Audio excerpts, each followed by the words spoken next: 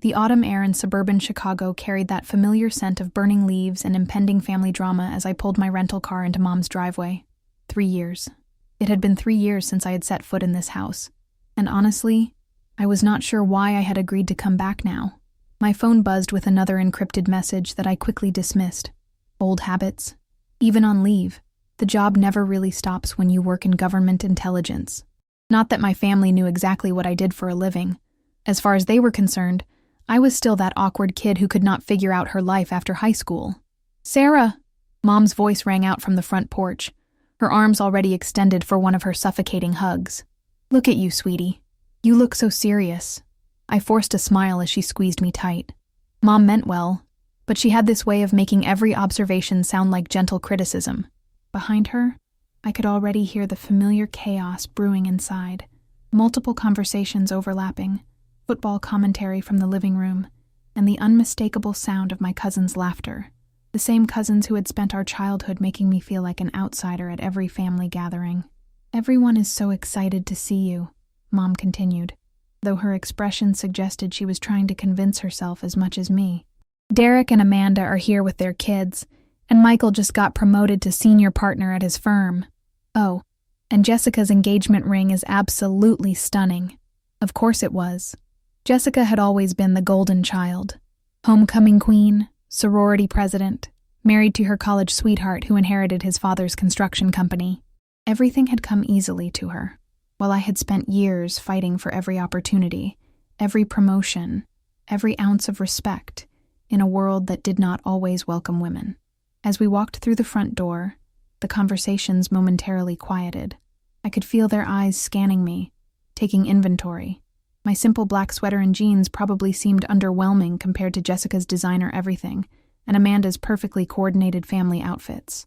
Well, look what the cat dragged in," Derek's voice boomed from the kitchen doorway.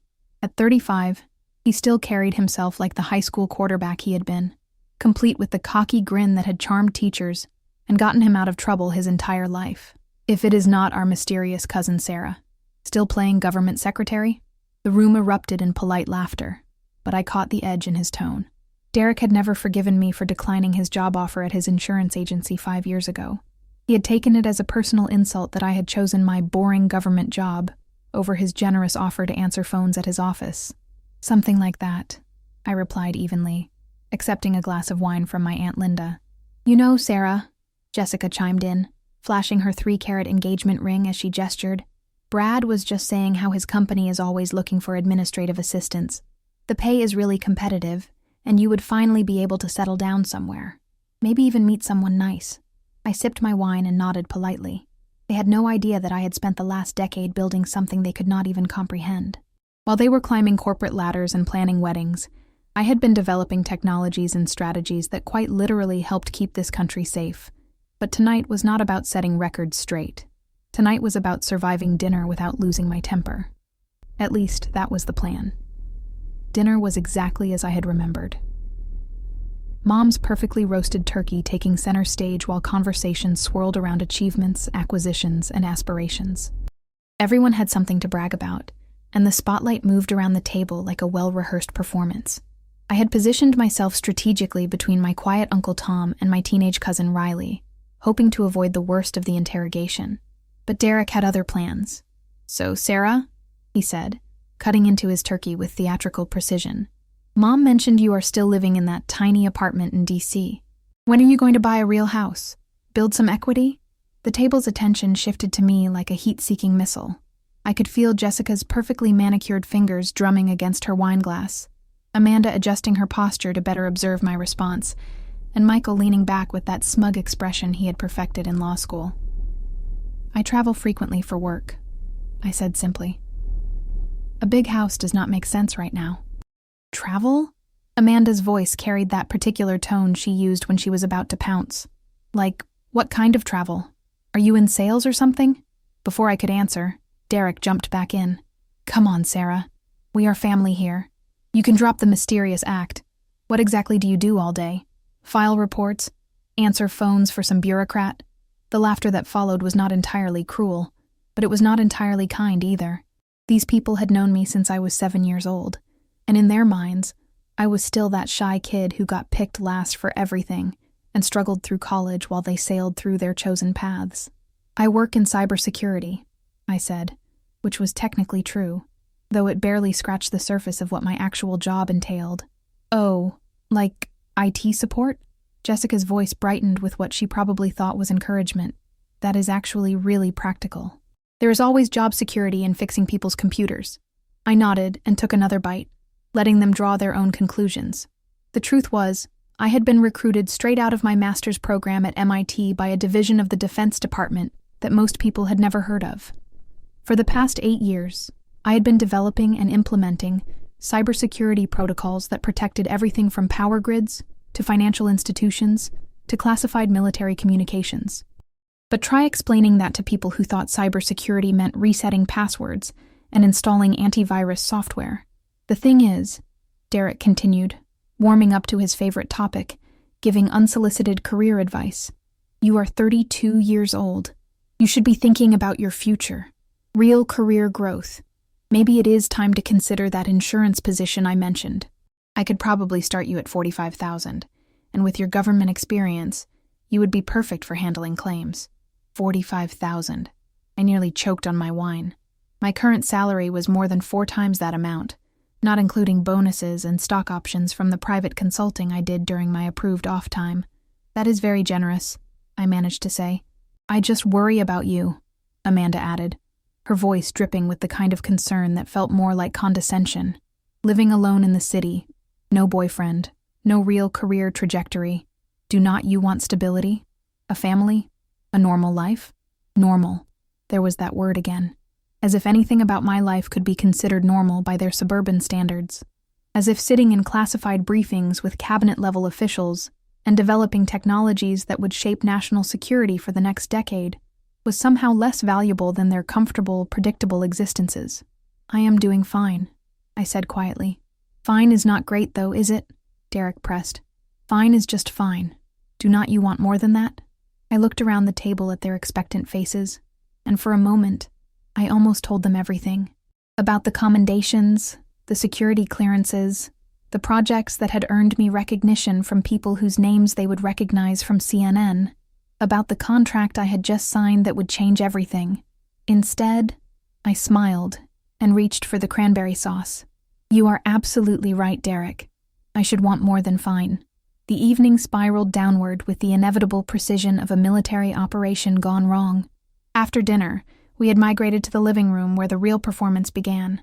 The annual sharing of accomplishments, vacation photos, and life updates that always felt more like a competition than a conversation.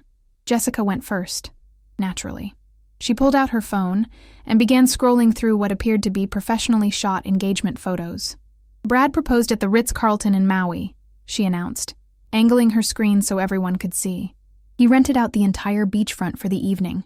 There was a string quartet, champagne flown in from France, and he had my ring custom designed by the same jeweler who did work for that actress. You know, the one from that Netflix show. The collective ohs and ahs filled the room while I nursed my second glass of wine and wondered how quickly I could make my escape without seeming rude. Michael was up next, launching into a detailed account of his latest legal victory, something involving a corporate merger that had earned his firm a 7-figure fee. The opposing counsel never saw it coming, he said with the kind of satisfaction usually reserved for war heroes describing their greatest battles. 26 hours of negotiations, but we got our client everything they wanted plus damages. Amanda followed with updates about her twins' acceptance into an exclusive private school, complete with statistics about their academic rankings and extracurricular achievements. The admissions director said they had never seen test scores like theirs at this age level. She beamed. And the tuition is actually an investment when you consider the networking opportunities. Derek, not to be outdone, produced a tablet and began showing off photos from his latest real estate acquisition, a vacation rental property in Door County that he had bought as an investment opportunity. The way he described it, you would think he had single-handedly revolutionized the hospitality industry. Then, as if the universe had a sense of humor, all eyes turned to me. Your turn, Sarah, Jessica said with a bright smile that did not quite reach her eyes. What is new in your world? The room fell silent except for the distant sound of football commentary from the kitchen TV. I could feel their collective expectation, that familiar weight of being the family disappointment about to disappoint them once again. "Not much," I said simply. "Oh, come on," Derek pressed. "There has to be something. A promotion, a boyfriend, a vacation, anything exciting." I shook my head. "Just work, mostly." The silence stretched uncomfortably. I watched as glances were exchanged, the kind of loaded looks that said everything without words. Poor Sarah, still stuck in her dead-end job, still single, still living that sad, empty life in her tiny apartment. "You know what your problem is?" Derek said finally, settling back into his chair with the confidence of someone about to deliver profound wisdom.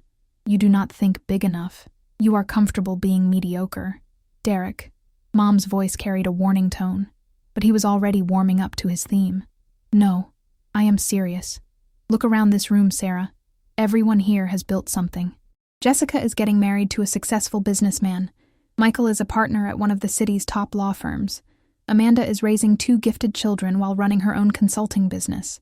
I own 3 properties and employ 12 people." He gestured around the room like he was presenting evidence in court. "And what do you have to show for 32 years? A government job that you cannot even describe, no relationship, no assets, no real accomplishments that anyone can point to. When was the last time you took a risk, made a bold move, invested in yourself?" The words hit their intended target. I could feel the familiar burn of shame and frustration that had followed me through countless family gatherings over the years, the quiet acceptance that I would always be the one who did not quite measure up. But this time, something was different. This time, I had something they did not know about. "You are right," I said quietly, setting down my wine glass with deliberate precision. "I have not told you about my latest project." The room's energy shifted subtly. Derek leaned forward, probably expecting some small victory he could patronize, maybe a minor promotion or a modest raise. Jessica's smile took on that encouraging but condescending quality she had perfected over the years. 3 weeks ago," I continued, "I signed a contract for $20 million. The silence that followed was so complete, I could hear the grandfather clock ticking in the hallway. Michael's fork, halfway to his mouth, stopped midair. Amanda's perfectly composed expression cracked just slightly. Derek's confident posture wavered. "I am sorry, what?" Jessica's voice came out smaller than usual. $20 million, I repeated, pulling out my phone. "Would you like to see the contract?"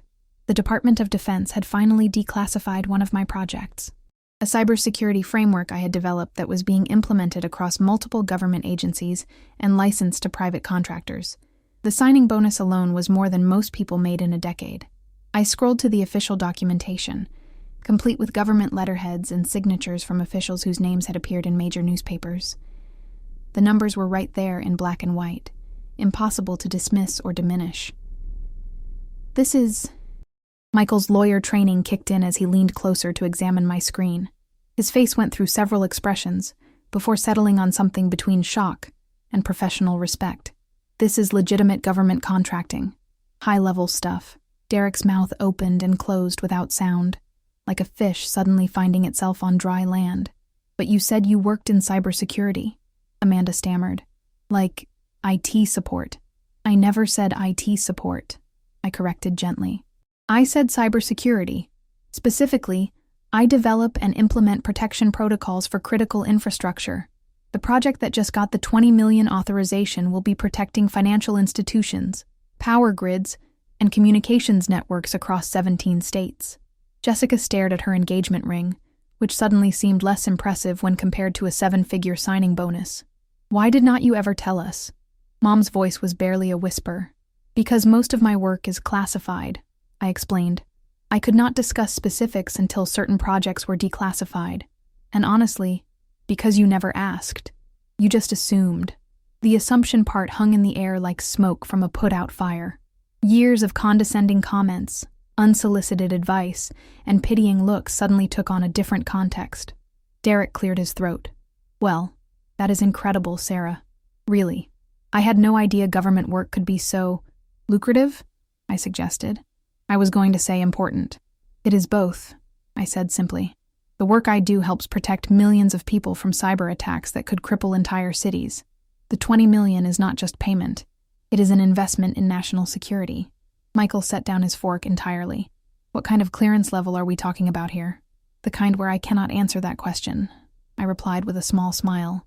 The room fell quiet again, but this time the silence felt different, heavier, charged with the weight of years of misconceptions suddenly crumbling. Amanda was the first to recover. So, when you said you traveled for work, congressional briefings, Pentagon consultations, sometimes international conferences with allied intelligence agencies. I shrugged. Nothing too exciting. Derek laughed, but it came out hollow. Nothing too exciting. Right. I could see him recalculating everything. Every piece of career advice he had given me. Every assumption about my life.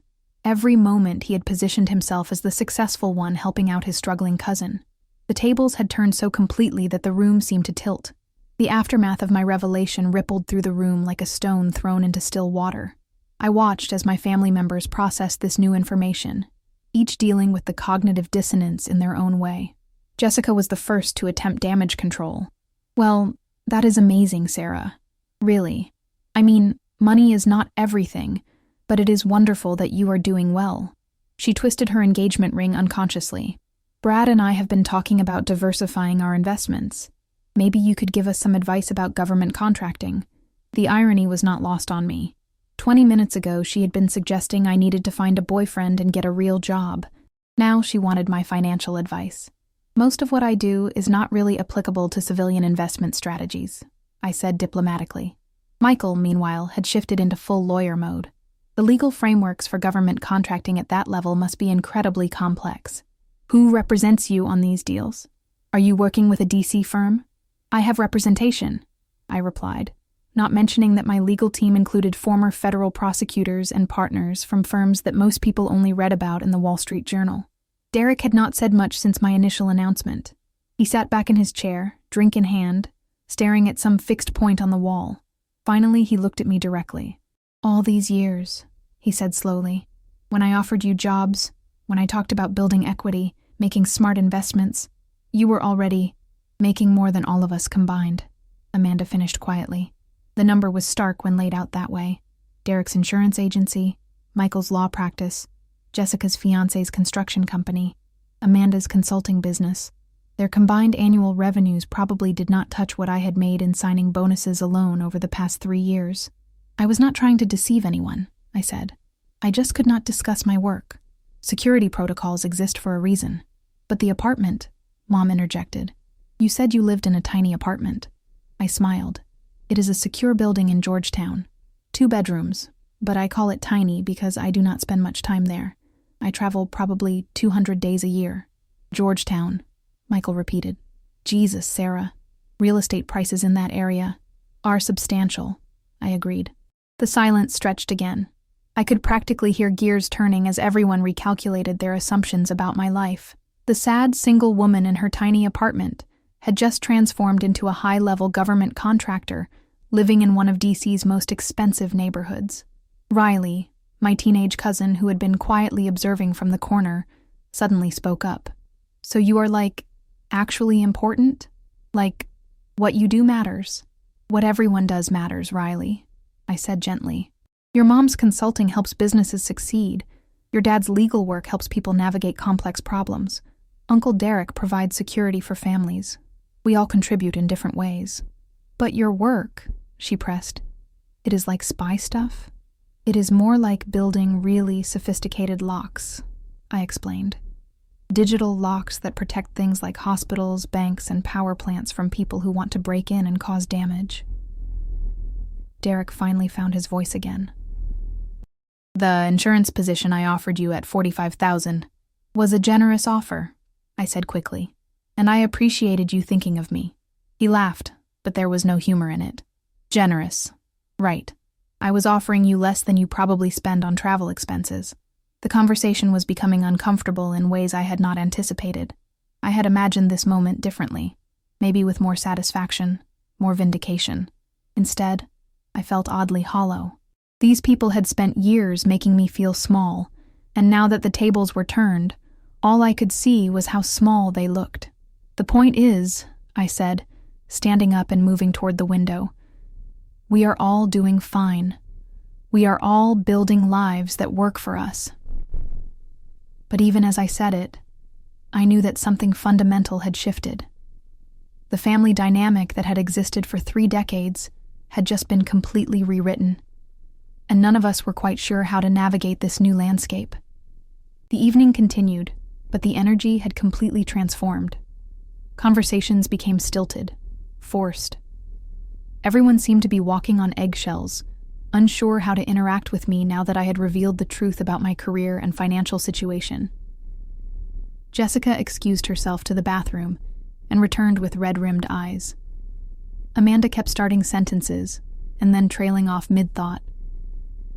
Michael asked increasingly technical questions about government contracting that I could not answer without violating security protocols, which only seemed to emphasize how different my world was from theirs. Derek had grown increasingly quiet, nursing his drink and occasionally shaking his head, as if he could not quite process what had happened. Finally, he spoke up. "You know what the worst part is?" he said, his voice carrying a mix of hurt and anger. "All those times I worried about you. All those conversations where I told Mom and Dad that we needed to help you get back on your feet. The job offers, the advice, he gestured vaguely. The pity. The word hung in the air like an accusation. You let us feel sorry for you," Amanda added, her own voice shaking slightly. "For years, Sarah. Years of us thinking you were struggling, that you could not figure out your life, that you needed our help. I felt a familiar knot forming in my stomach. I never asked for pity." "But you did not correct our assumptions either," Jessica said, returning to the living room with her composure mostly restored. "You let us believe what we believed. Because what I believed," I said carefully, "was that you had made up your minds about me a long time ago. You decided I was the family failure, and nothing I said was going to change that." The accusation hit its mark. I watched as they processed the truth of it. All the times they had talked over me, dismissed my opinions, assumed they knew what was best for my life. "That is not fair," Derek protested. "Is not it?" I turned to face him directly. "Tonight, before you knew about the contract, you called me mediocre. You said I was comfortable being average. You offered me a job answering phones because you assumed that was the best I could do. I was trying to help. You were trying to fix what you perceived as my failure. There is a difference." The room fell silent again. Mom looked like she wanted to say something but could not find the words. Uncle Tom had retreated to the kitchen, probably hoping to avoid the worst of the confrontation. "So what happens now?" Michael asked finally. "Do we all just pretend the last 15 years did not happen?" It was a fair question. How do you rebuild family relationships when the fundamental assumptions about each other have been completely shattered? "I do not know," I admitted. "But maybe we could start by actually getting to know each other instead of assuming we already do." Jessica looked up from her phone, where she had been scrolling absently. "I looked up some of the companies mentioned in those contract documents you showed us. Sarah, the work you are doing, it is legitimate national security stuff, high-level intelligence community. Why did not you ever tell us you were basically working for the CIA?" "Because I do not work for the CIA," I said simply. "And because every time I tried to explain what I actually did, you interrupted me to offer advice about what I should be doing instead." The truth of that statement settled over the room like dust after an explosion. Riley, who had been quietly observing the adult drama unfold, suddenly stood up. "You know what is really messed up?" she said, her teenage voice cutting through the tension. "Aunt Sarah is literally helping protect the country, making millions of dollars and living this incredible life, and instead of being proud of her, you are all mad that she did not tell you about it. Out of the mouths of babes." "She has got a point," Uncle Tom's voice came from the kitchen doorway. "Maybe the question is not why Sarah did not tell us. Maybe it is why we never bothered to really listen." The drive back to the airport the next morning felt different than my arrival. The autumn air carried the same scent of burning leaves, but the weight of family expectations no longer pressed down on my shoulders. I had left early, avoiding the awkward morning-after conversations that would have inevitably followed last night's revelations.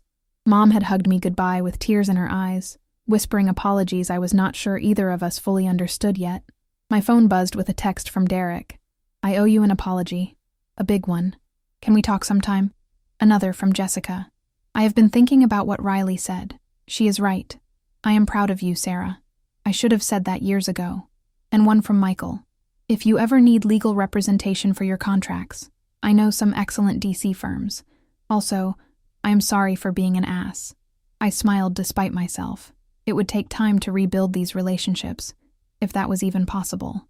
Years of condescension and assumptions do not disappear overnight, even when the truth finally comes to light. But maybe Riley was right. Maybe the real problem had not been my secrecy. It had been their inability to see past their own preconceptions. As I boarded my flight back to DC, I thought about the contract signing that had started this whole chain of events. The $20 million deal was not just about money. It represented validation of work I had been doing in shadows for nearly a decade. Work that mattered. Work that protected people who would never know my name or understand what I had sacrificed to keep them safe. The irony was not lost on me, that my family's mockery had finally pushed me to reveal a truth I had kept hidden for so long. Their assumptions about my failure had forced me to confront their failure to see who I really was. My phone buzzed again. This time it was from my handler at the Defense Department. Congratulations on the successful implementation of Project Shield Wall. Your next assignment briefing is scheduled for Monday. High priority, international scope. Are you available? I typed back quickly. Always available. As the plane lifted off from Chicago, I watched the suburban sprawl shrink below me. Somewhere down there, my family was probably still processing last night's revelations, still trying to reconcile the Sarah they thought they knew with the Sarah who actually existed. It would take time, maybe years, maybe forever. But for the first time in decades, I felt free from their expectations, free from the need to prove myself or explain my choices or justify my path. I had spent so many years letting them define me by their limitations. Now, finally, I could define myself by my own achievements. The pilot's voice crackled over the intercom, announcing our approach to Reagan National Airport. As we descended toward the nation's capital, I could see the familiar landmarks that had become home. The monuments and government buildings where my real work happened, where my contributions actually mattered. My phone showed 17 missed calls from various family members. I turned it off and watched the city grow larger through the airplane window. Some conversations could wait. Right now, I had a country to help protect, and for the first time in my life, I did not need anyone's permission to do it.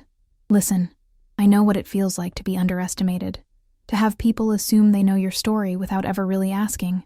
For years, my own family saw me as the one who couldn't figure it out, while I was quietly building something extraordinary. If my story resonated with you, if you've ever felt overlooked or undervalued, then you understand why what I'm about to ask matters so much to me.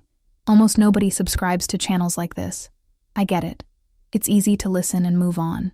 But here's the thing. That little subscribe button, it's completely free, takes 2 seconds, and it's honestly the only help I need from you. When you subscribe, you're not just supporting a channel. You're standing with everyone who's ever been told they're not enough, everyone who's building something quietly, everyone who refuses to let other people's limitations define their potential. My story was about proving them wrong. Your subscription is about proving that stories like mine matter. So if you believe that the underestimated ones deserve to have their voices heard, hit that subscribe button. It costs you nothing, but it means everything to me. Because sometimes, the smallest actions create the biggest impact.